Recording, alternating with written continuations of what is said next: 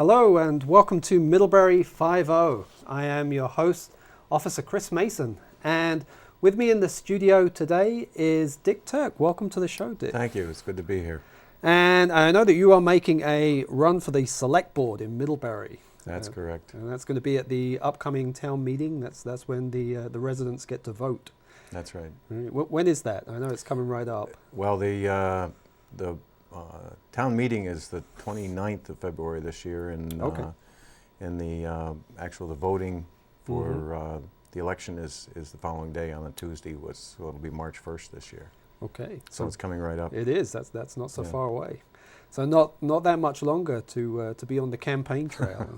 No, it's not. It's actually it's moving a lot faster than even you would think. It's gone a lot faster since I decided to run. It's been 6 weeks or so, and it just seems like it was yesterday. Right, rocketing right by. It is. So how many seats are open on the Middlebury Selectboard? There are 3 seats open, and there are 5 candidates. Sure. Of the 3 seats, actually, Dean George didn't put his name back in the running, so it's 2 incumbents and 3 hopefuls. All right. So what prompted you to run for Selectboard? What was the inspiration behind that? Well, actually, I've been involved with town government in the past. I was on the planning commission for around 10 years, and I was chairman for a number of those years. And before that, I was on the regional planning commission for 3 years. What is the planning commission? What do they do? The planning commission is the board that all of the developments that come into that review the plans, make sure they're in conformance with the town plan and with the zoning ordinances and so forth, and render an approval, or typically they'll try to make it work, but they work with the owner, developer, and with the citizens to answer any concerns and make sure that it meets the town plan and the zoning ordinances. It's a pretty critical function. It is. Yeah. It is. But I've been out of it for a number of years, and I've been and I've always wanted to get back in because I enjoy doing it. I think it's a good thing. I think you should do your civic duty, and absolutely. And so I got involved to start with on the airport. And I was involved in working with local community of East Middlebury, and working and talking with V-Trans and the town and so forth. And it kind of got me fired back up again, and that was that kind of the catalyst. And then I started looking at what is happening in the town of Middlebury now, and I decided that it was the right time, that I felt that I could offer a fair amount to the town. So I know the airport issue was fairly controversial. There was a plan to expand the airport. What's the status of that now? I remember that being raised, but I've kind of lost track with the issue. It's in the works right now. Sure. I know there's a board, and they're meeting, and things are being discussed. Right, and actually there was, on Monday night of this week, there was a design review board meeting that V-Trans presented the project to the design review board, and there was a number of citizens that asked questions and brought up a number of issues and so forth in front of the board. And the board had, at this point, I don't know if they haven't made a decision yet on what the status is. It was closed. The session was closed. The meeting was closed, and then they will decide. They'll do their deliberations and decide what they're going to do with it. Sure. So we're waiting to see what that is. Right. So we don't know whether they're going to expand it or just kind of update it and. I would expect that I mean, the expansion of the airport, if it's a runway, it's actually a safety expansion to extend the runway to make it safer, to meet FAA standards. Right. There's a number of it's somewhat controversial because the safety at the airport has been exceptional. Right. But there's some tree cutting. They're lengthening the runway by 700 feet. Okay. They're widening it to 50 feet, I think it is. I think it's 35 feet now, so it's widening it. And then they're also the taxiway is going to be straightened and lengthened to meet the length of the runway, and that's basically it. That's the proposal. Right. Okay. So what are some of the other issues that are kind of percolating in Middlebury now? What is it going to mean to serve on the select board? I mean, I know there's a lot of day-to-day business that there's a lot of stuff, kind of the nuts and bolts of it. But in terms of the the big issues that are looming kind of on the horizon, what? The biggest issue is the railroad bridges, Right. and that's actually one of the main reasons also why I feel that I can be a benefit to the town. Sure. Because of my background and what I do for a living. I've been in the construction industry for 40 some odd years, Right. and I've been managing construction projects for those 40 years. Yeah. And that's what I do, and I do a lot of logistics planning and so forth for the projects, and I've done a lot of projects that are large projects that are in an urban setting, and so I'm used to working and setting up and doing the logistics for pedestrian safety, vehicle safety, making sure that's it's access to businesses and so it fits in, and I really think I can be helpful. This must be just a tremendously complex set of variables in any kind of project like that. I mean, when you think of something with that kind of scope, the railway bridge proposal, it is. There's so many factors involved in that. There are. It's pretty intense, and there's a lot of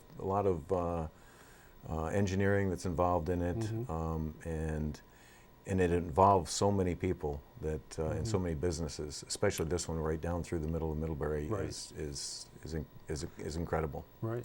Can you tell us what is on the table? What are we actually talking about? Like I remember people talking about this a while back, so I have some sense of.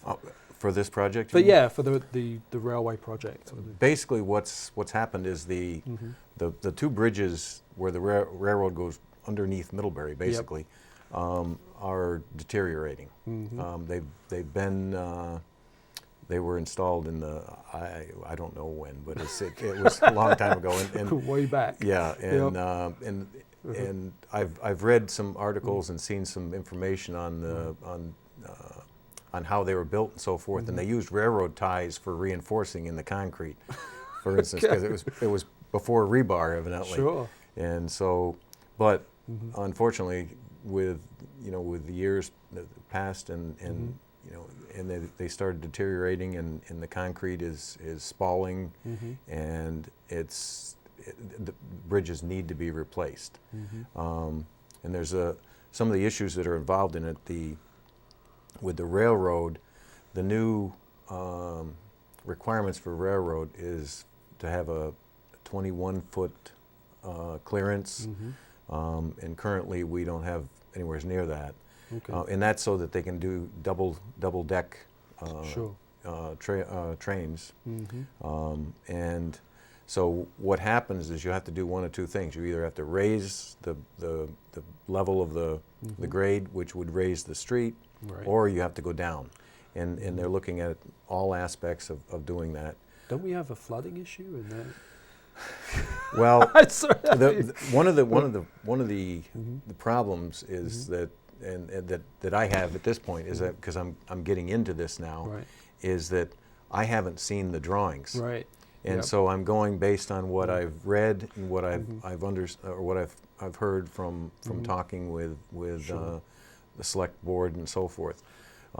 See, But I'm wading in. I'm just like, well, but you're right. There's a it drains directly. There's a drain that comes off it that goes directly into Otter Creek to Right. keep it from, so it's not flooded, so the tracks aren't flooded and so Yeah. forth. And there's enough elevation so that there is Right. you can drain it. So, so as far as for the flooding, it wouldn't flood the tracks unless, well, maybe if we had another Irene, but Sure. which we certainly hope we don't. But Yeah. but I don't know enough about it yet Mm-hmm. to comment much farther than that, because it's. But I'm expecting to see see the drawings. Right. And what I've done is, I went to the select board about 3 weeks ago, I think it was, and I offered my my expertise. Whether I get elected to the select board or not, I've offered my expertise to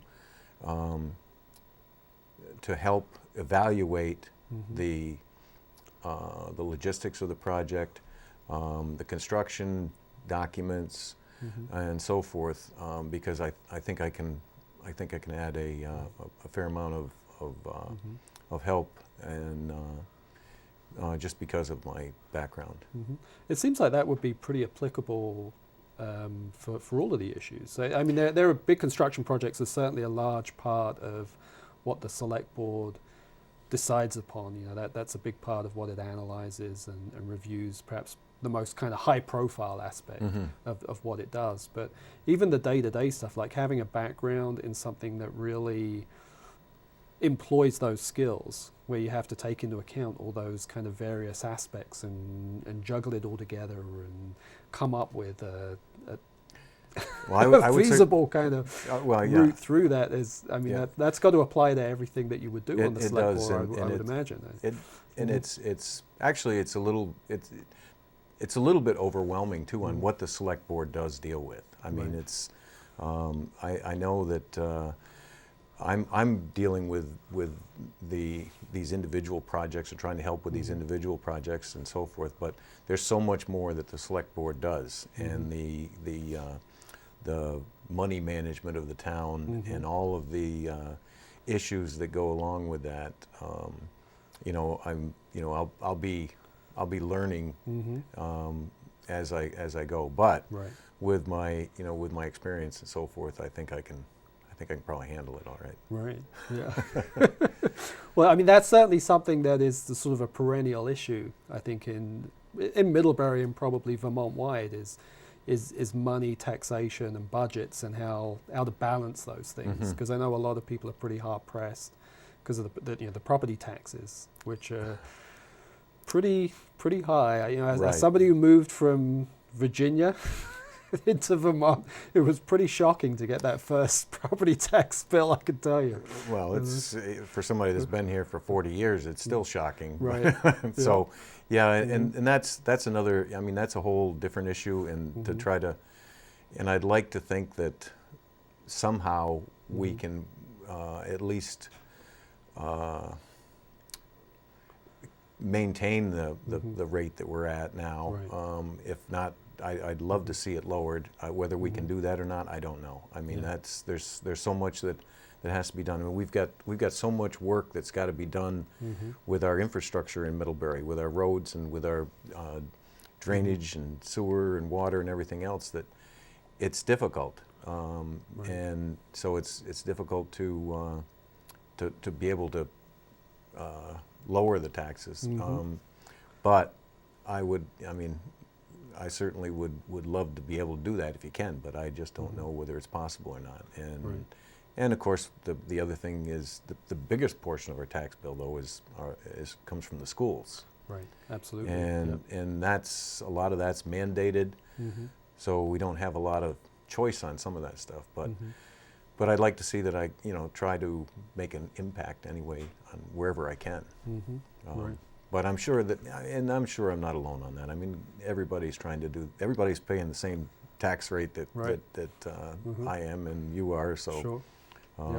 and we don't want to pay any more than we have to. Mm-hmm. And the other thing is that the other concern I have for not just Middlebury but for Vermont Mm-hmm. is being able to afford to live here and have your kids Mm-hmm. be able to afford to live here and not have to move out of state Right. to find, Mm-hmm. unemployment. The unemployment rate is in Vermont is what? It's like a little over 3.5%, something Mhm. like that, which is ridiculously low. Mm-hmm. I mean, it's great, Right. but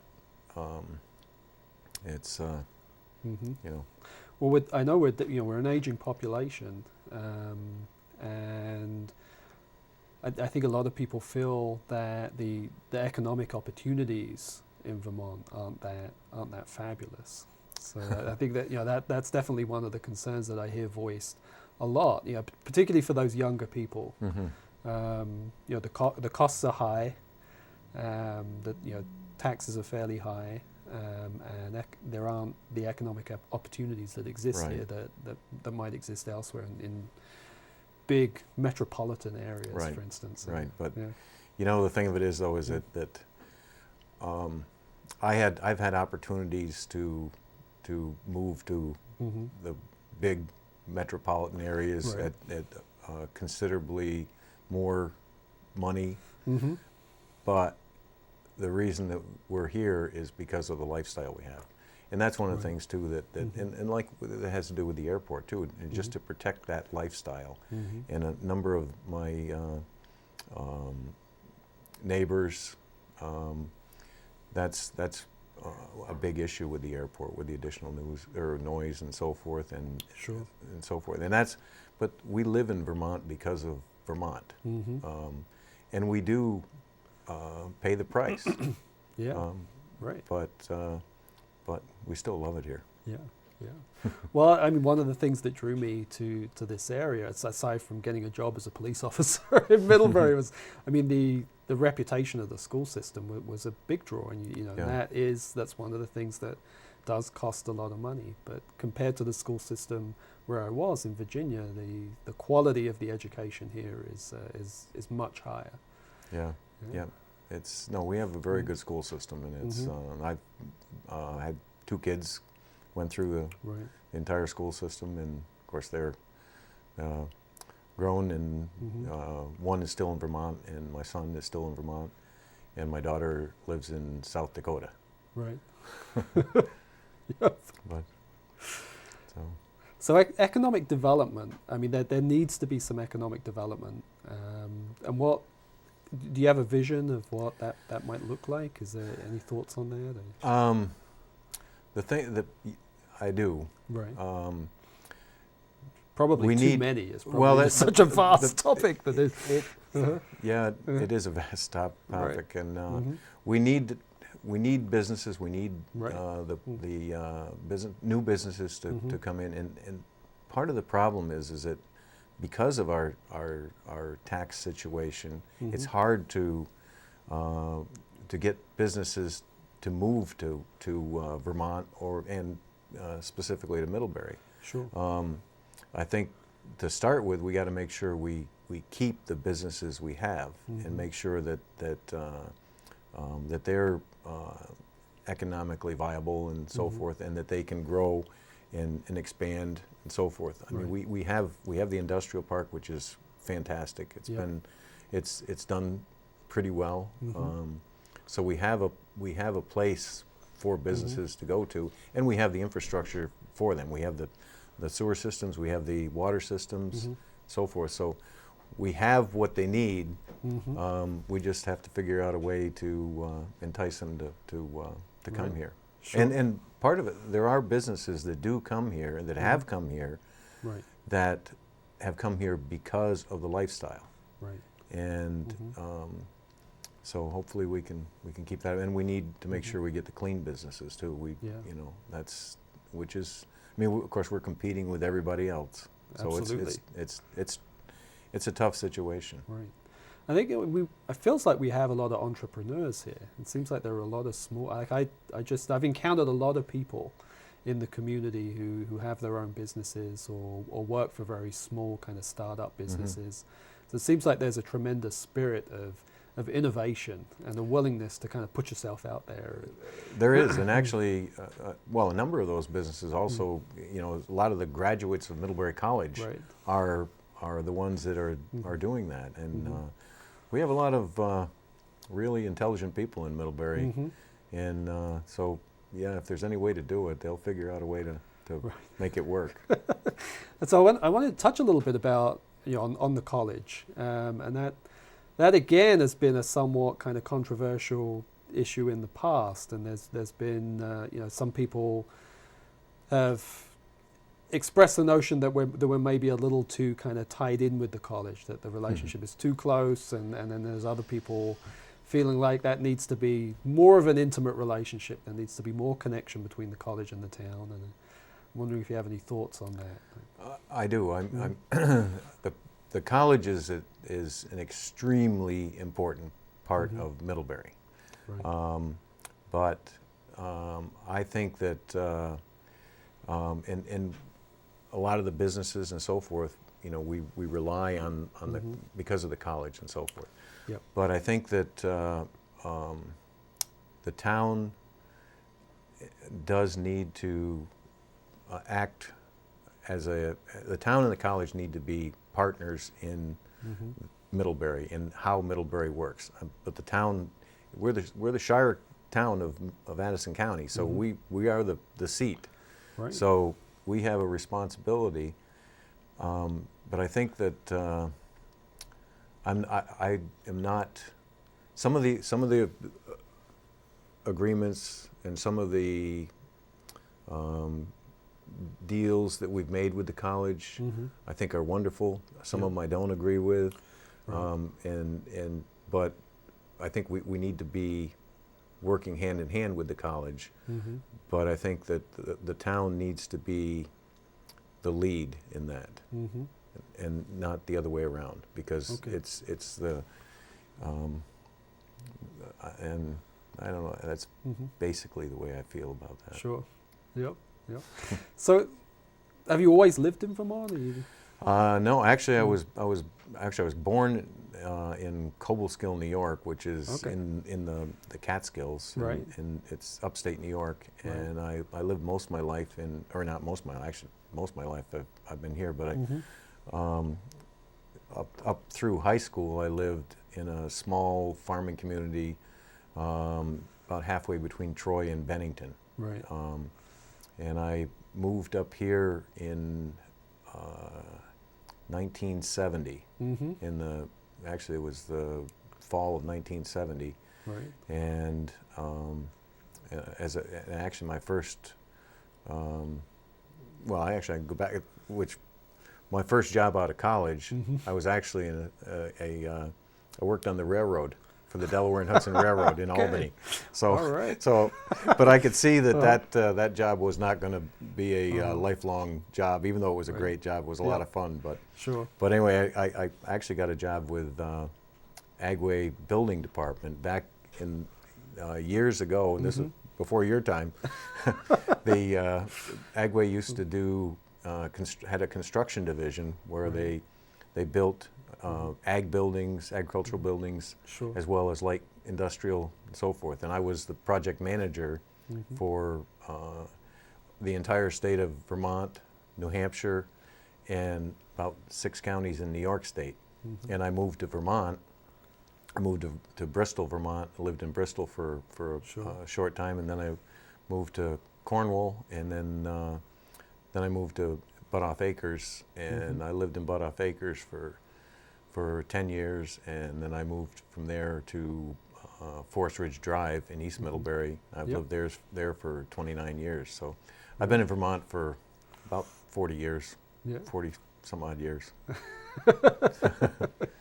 So do people regard you as a newcomer, though? Because you're still there's generations. Even my kids are not Vermonters. They're That's right.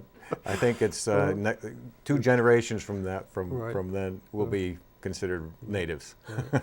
So how's the family feel about the select board?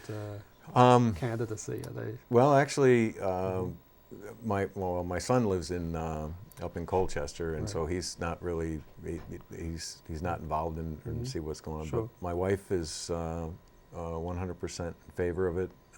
She That's knows the commitment because Right. we've done it before, Right. and so she knows this may be a little more intense than when I was on the planning commission, but she knows the commitment that it takes, and so she's Yeah. more than willing, and she supports it 100%. Great. Yeah. Oh, it would be tough to do if you didn't have her support. If I didn't have her support, Yeah. I would not be sitting here. Well, thank you so much for coming on the show, Dick. It's been great chatting with you and hearing a little bit about your background and your vision for Middlebury and the Select Board. Well, thank you for having me. It's been fun. It's been a pleasure. So until next time, drive safe and may all your mischief be of the lawful persuasion.